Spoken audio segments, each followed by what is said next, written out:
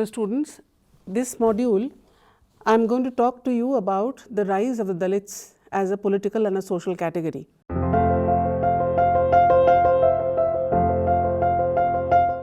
The learning objectives of this module is to understand the roots of the Dalit movement and to assess its multifaceted character, by elucidating the different phases of the movement as well as assess the impact of the movement in the contemporary times. Initially, if it has been said that the caste system was a system of occupational based segregation in society. Now, according to which there were 4 castes, and each of these castes were assigned a particular occupation which they performed traditionally. Now, the social repercussions of the caste system was not felt upon the society till the later Vedic period, when the social segregation became much more pronounced and discriminatory. Dalits as a category consists of a group of people who existed outside the Chaturvarna system and have been traditionally referred as different names in the form of Avarna, Namashudra, Atishudra, Panchama, etc. They have been at the receiving end of extremely discriminatory practices whereby even the mere shadow or touch of a Dalit was considered to be polluting. And as a result, they have endured this social and political economic discrimination for centuries. They were considered as unorthodox, untouchables, and their association was marked by notions of purity and pollution. Now, the rise of the Dalit movement can be divided into 4 phases at least, and the module tries to convey this message that the Dalit movement is an amalgam of different perspectives and different set of activities. It is not a singular movement in the way in which it is referred. Now, just mapping the historical context, if one understands the place of Dalits in Indian society, Dalits were quite active in the army during the British times, and they even helped the British to win significant battles in Kathiawar and in Koregaon, etc. Now, this formidable military experience of the Dalits, especially the Mahar people, gave them an exposure to the ideas and inspired them to transform their lives through mass struggles. Now, simultaneously, there were different religious sects, reformist sects within the Dalits, namely the Ramdeo Panth, the Satnami Panth, the Kabir Panth, etc., who rejected any form of caste-based discrimination and upheld the notion of equality. Now, the Dalits also realized that conversion to Christianity and Islam was not a way out. In fact, if they did convert, they had to endure the same kind of discriminatory practices within the folds of the new religion. So, they decided to express themselves through mass struggle, which emerged at different points of time, but which has now been popularly known as the Dalit movement. Now, the main focus of the Dalit movement across time has been the eradication of the evils of untouchability, and this untouchability is associated with their menial occupations, with their polluting occupations like scavenging, flaying, dyeing, tanning, etc. These are unclean occupations, and which has contributed to their dehumanization. Over many years, the Dalits have participated in different movements which has professed their rights to social justice and equality, and thus led to an endeavor which was akin to a subaltern form of reclamation.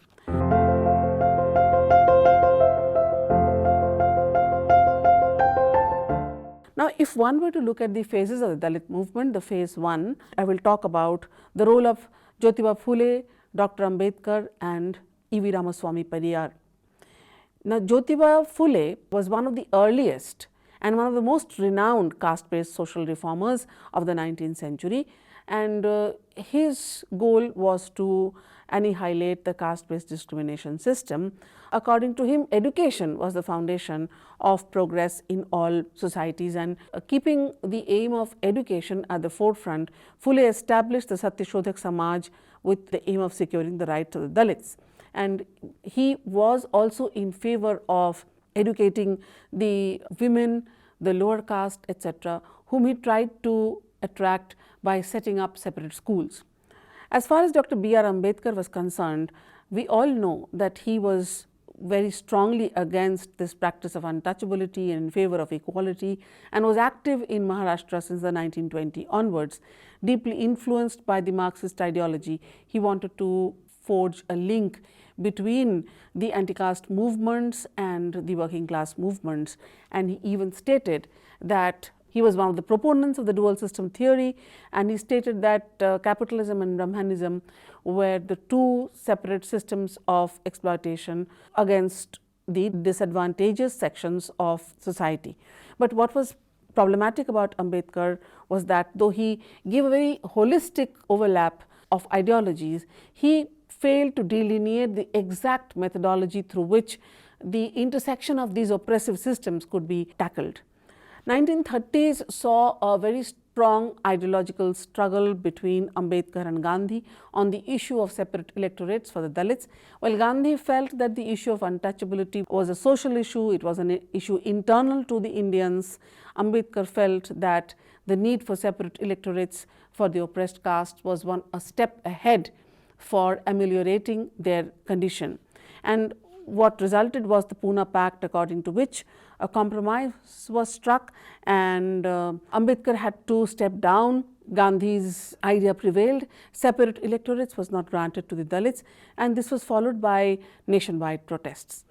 Now, Ambedkar proposed, considering the fact that the conditions of the Dalits was not improving as he had thought, Ambedkar proposed that Buddhism was the sole solution to the caste oppression experienced by the Dalits, and he felt that Buddhism was an anti-caste, an anti-Brahmin, an indigenous religion for religion of equality. So, in his book The Buddha and his Dhamma, published in 1957, Ambedkar put forward a liberation theology of Buddhism, a path through which Dalits could attain liberation. And for Ambedkar, Buddhism was the path of salvation. In 1954, Ambedkar laid the foundations of the Scheduled Caste Federation, which ended up being revitalized as the Republican Party subsequently, and it was an endeavor to secure the political interests of the Dalit by creating a channel through which, a platform and a channel through which they could participate in electoral battles for democratic power. And this is the way in which Ambedkar carried forward the task of the liberation of the Dalits till he himself embraced Buddhism in a public event. Periyar, E.V. Ramaswamy Periyar, initially was a part of the Congress, but he left the Congress and initiated a struggle, a very notable struggle against the Brahmanic oppression in Tamil Nadu. He formed the Dravida Karagam Party, which served as the basis of the Tamil Pride movement, and he also, like Ambedkar, believed that Islam or Christianity might serve as a feasible option for the Dalits to escape the shackles of Hinduism and that of the caste system. Periyar led the self-respect movement for the Dalits just to fuel their own sense of identity and pride regarding their own community. He denounced the Hindu idolatrous practices through which the Brahmins exercised power over the Dalits at large, the people at large, and the Dalits too.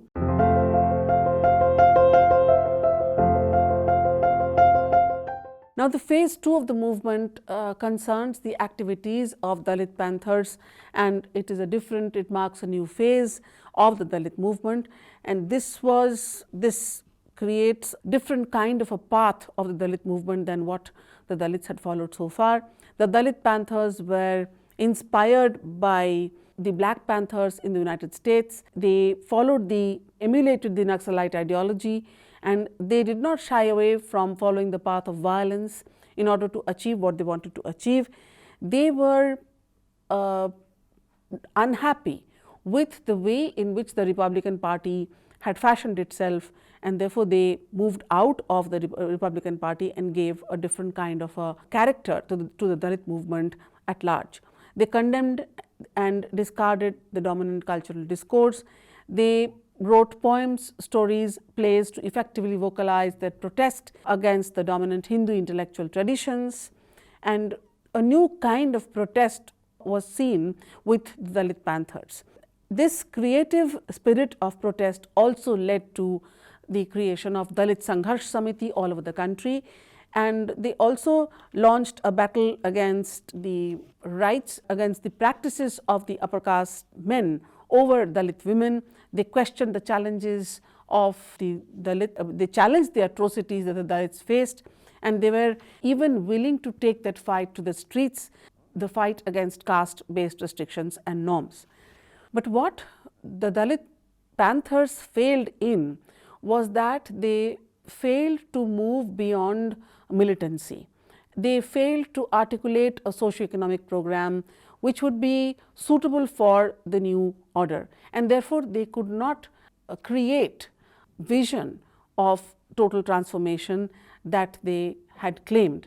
By the 1980s, large number of Dalit cadres of the People's War Group had resigned due to what they thought was Brahmanical leadership of the People's War Group. So Dalit Panthers realized that even within revolutionary organizations like the People's War Group, there was discrimination, there was hierarchy, and they subsequently soon joined the Ambedkarite and the Marxist fractions.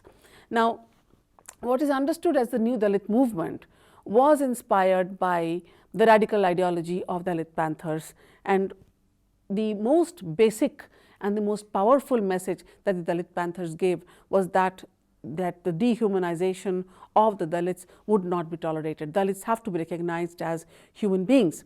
This demand was also supplemented by a demand for education, a demand for development, and a demand for access to political power. Several new Dalit organizations came into being as a result of this new Dalit movement. Marches, rallies, meetings, demonstrations, collaborations with left parties were made at this time to achieve the goals of the movement. This was the period of the 1970s and the 80s, and it was very germane and a very creative period for the new Dalit movement. And despite, it has been said that despite the shortcomings of the new Dalit movement, there was novelty. There was novelty that the Dalit movement brought in. There was a battle for rights, and one had moved away also from the battles for rights and recognitions.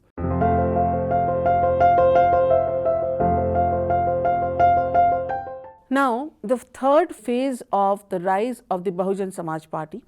This Bahujan Samaj Party was formed as way to create a political platform for the oppressed section of the Indian society. Bahujan Samaj refers loosely to the people at large. So the Bahujan Samaj Party rose in a very meteoric fashion in the political landscape of the 1990s and in northern India. And apart from UP, the Bahujan Samaj Party also emerged as a formidable political party in Madhya Pradesh and Punjab. This was a very important phase of the Dalit movement. It was helmed by Kashiram in UP and his disciple Mayawati, who later on went to become the Chief Minister of Uttar Pradesh. In his book, The Chamcha Age, An Era of the Stooge, Kashiram addressed the fight between Gandhi and Ambedkar on the issue of the Pune Pact and continued the demand for separate electorates.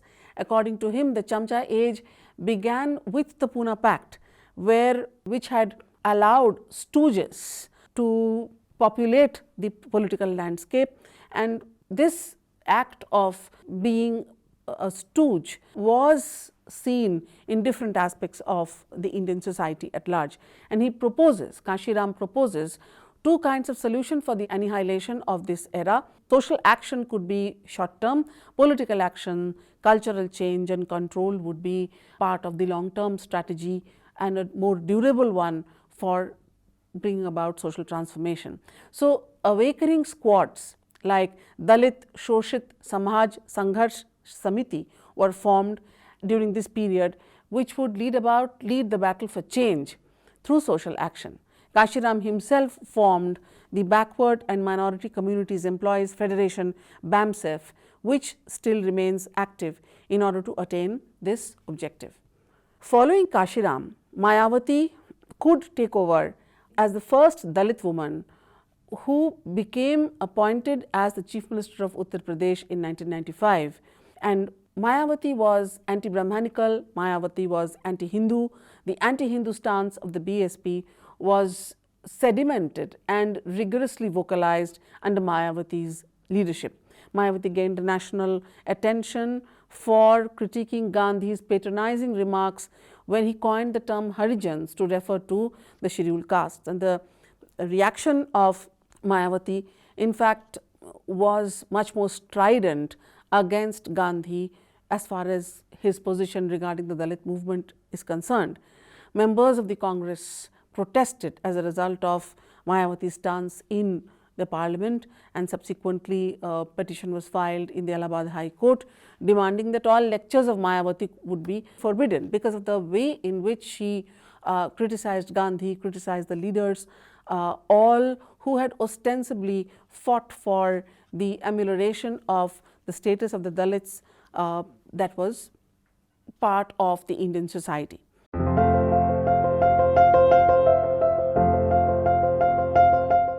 Now we come to the phase 4 of the Dalit movement, which is about Dalit Christian theology, and this Dalit Christian theology was delineated by a person called Prabhakar in book titled Towards Dalit Theology in 1998, and this was presented as a Dalit theology of counterculture against the hegemonic Brahmanical system. Here the theology even criticizes the Christian church for its patriarchal and caste conscious character. He says that the Indian church was insensitive to the variegated concerns of the Dalits, the layered experiences of the Dalits. They were insensitive, and Dalits who were converted to Christianity were still not integrated within the community. Their caste status, the caste distinctions remain intact even when they had abandoned Hinduism. Now, the Dalit Christian theology then goes on to reject the upper caste Brahmanical ideas within the church, and it is sensitive to the certain positions of the church which it thinks that is perpetuated due to the Brahmanism which is inherent in the church itself.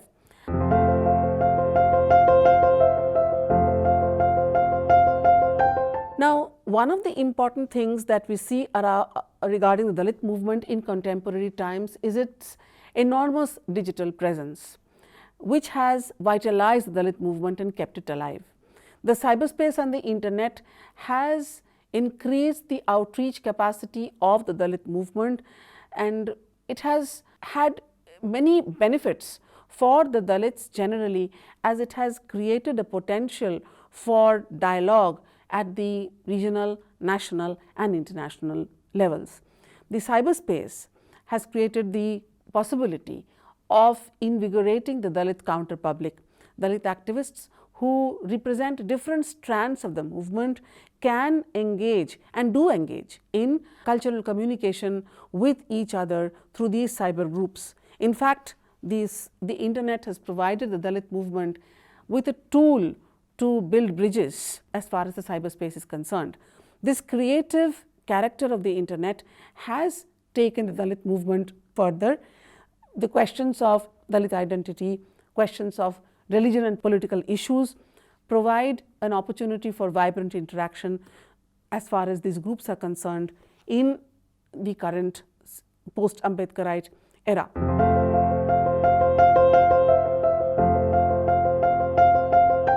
Now, what the post-Ambedkarite era has seen is that there is a deficit of leadership. There is no proper Dalit leader. There is a kind of a lull. There is a fragmentation in the Dalit movement.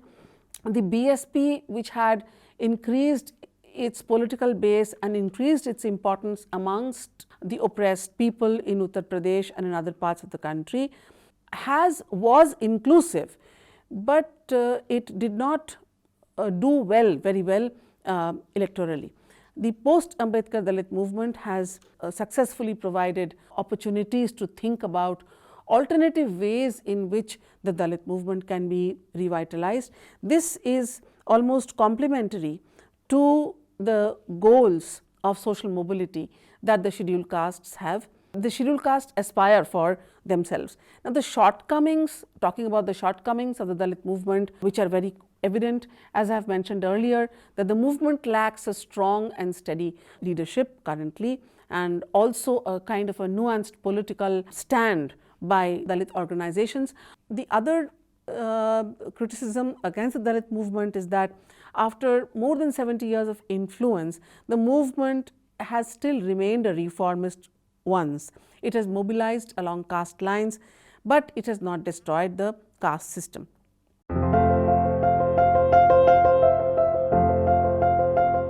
So, if we were to look back on the achievements of the Dalit movement as part of our conclusion, we would see that the Dalit movement has been multifaceted and multidimensional in character.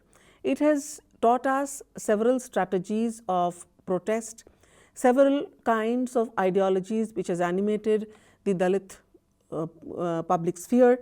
It has also given us glimpses of both reformism and radicalism, and yet it has there are certain limitations that the Dalit movement has been plagued by. If one were to look at the contribution of Ambedkar, there was a radicalism and a revolutionary zeal that was associated with Ambedkar, which led to a rapid radicalization of the movement under him.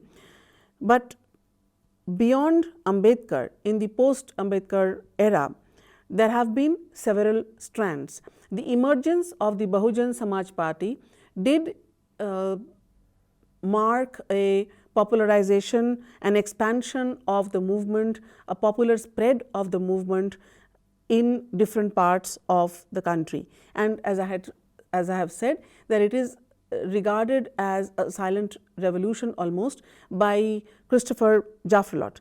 But after Mayawati and Kashiram, the gains of the Bahujan Samaj Party has been fragmented. It has not done well electorally, and it has not been able to come together on the face of the onslaught of the Hindutva ideologies. Now, apart from providing for the reservations of the lower castes and the Dalits in jobs and in education, there has been no other form of vision or goal that the Dalit movement has espoused in the post-Ambedkarite situation, in the post-Mayawati and post-Kashiram situation. This is because of the lack of a strong leader who can revitalize the movement. In fact, there has been a lull in the movement, and there are also several Dalit organizations which makes it appear very fragmented. While the movement began by critiquing caste, by claiming equal status, by fighting for equality, somehow the achievements of the movement has been limited in not destroying the caste system, but in continuing to mobilize the people along caste lines. This has been mentioned as one of the limitations of the Dalit movement by none other than Gail Omvedt, who has documented the Dalit movement in great detail. So, large scale social change remains absent as far as the Dalit movement is concerned. What has created possibilities in the current era is that the cyberspace has created opportunities whereby the movement is invigorated. As I just mentioned, that the decade of the 2000s represents